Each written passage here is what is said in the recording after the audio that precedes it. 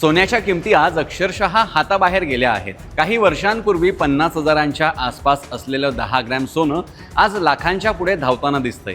नुकतंच पंतप्रधानांनी देशवासियांना एक मोठं आवाहन केलंय कि साल भर तक घर में कोई भी फंक्शन हो, कोई भी कार्यक्रम हो, हम सोने के गहने नहीं खरीदेंगे।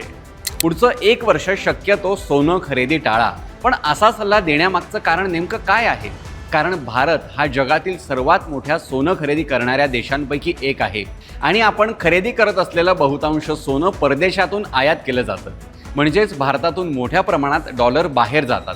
आता आधीच कच्च्या तेलाच्या वाढत्या किमती, मध्य पूर्वेतील तणाव, डॉलरचा वाढलेला दबाव आणि त्यात जर सोन्याची आयात प्रचंड वाढली तर देशाच्या अर्थव्यवस्थेवर मोठा ताण येऊ शकतो। म्हणूनच सरकार लोकांना सूचक इशारा देत आहे। कारण काही लोक भीतीमुळे सोन्याकडे सुरक्षित गुंतवणूक म्हणून पाहत आहेत। युद्ध, महागाई, शेअर बाजारातील अस्थिरता अशा काळात जगभरातील गुंतवणूकदार सोनं खरेदी करतात आणि मागणी वाढली की किमती आणखी वाढतात।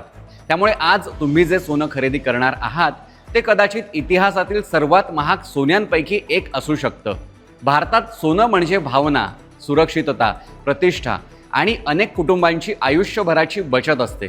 म्हणूनच सरकारला भीती आहे की भावनिक खरेदीमुळे लोक जास्त महाग दरात सोनं खरेदी करतील आणि देशातून डॉलरचा मोठा ओघ बाहेर जाईल। त्यामुळे पुढच्या काही महिन्यात सोन्याचे दर आणि सरकारची भूमिका या दोन्हीकडे लक्ष ठेवावं लागणार आहे।